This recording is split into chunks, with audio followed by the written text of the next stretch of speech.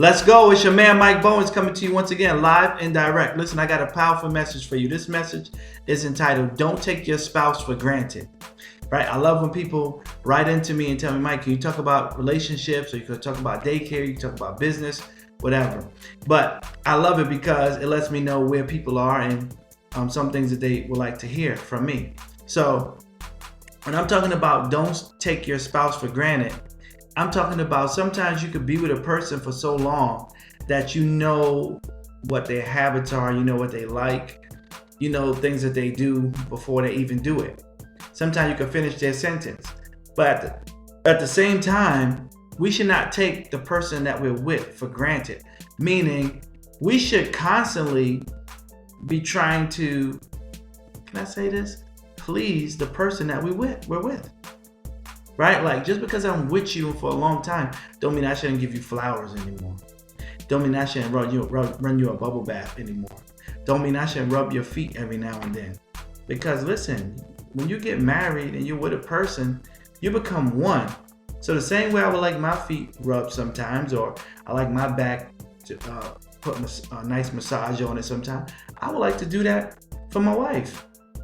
And so what happens is when you begin to take your spouse for granted, you don't realize it, but you're slowly moving apart. And this is how people can start to feel resentful towards the other person, because the other person is no longer giving them the attention or the same level of love that they once received in the past. And the thing with relationships is you can't get lazy. You don't mean you got to constantly be working, but you can't get to the point where you take the person for granted. You're like, well, they understand. But when you go to work, you give your best because, hey, that's your job. Or when you're with your kids, you do your best because that's your children. But with your spouse, you kind of ease off like, well, she'll understand if I just leave my clothes on the floor. She'll pick it up anyway. No. Pick your clothes up, bro, and throw that in the wash. You know, as a husband, sometimes it's good to, and this is just me, I'm just saying, I can't tell everybody what to do. This is just me. Sometimes like, hey, listen, you want me to do the laundry? Take a break? A lot of times my wife loves doing laundry. I'm blessed. She's like, no, I got that. I love doing laundry. It's therapeutic for me. But at least I offer. You understand what I'm saying? Or you want me to watch the kids for a few hours while you just take a nap? You know, that's like music. That's like heaven to somebody's ears, because now they're getting a chance to relax and come down while you take them out for a little while. It's a beautiful thing. And so when you are not taking your spouse for granted, it's like you're being considerate of that person's needs, right? You're being considerate. You're finding out what's in their heart, what's their desire, and to the best of your ability, you're trying to make it happen, right? When you take a person for granted, you really don't care what they have to say. I don't care what you're going to do.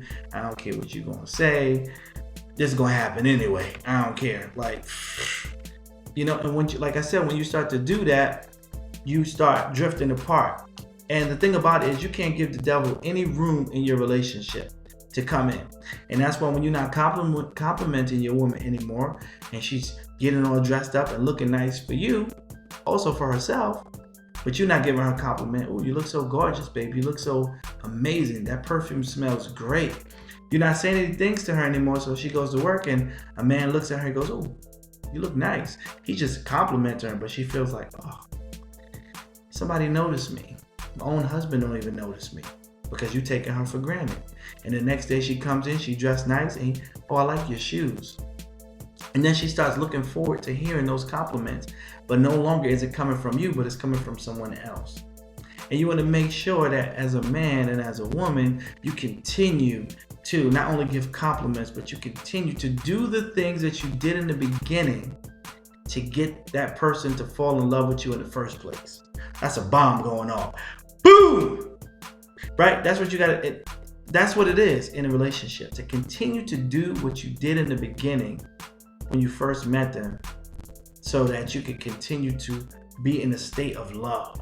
Right? Remember, you used to clip her toenails. Man, why you don't do that no more?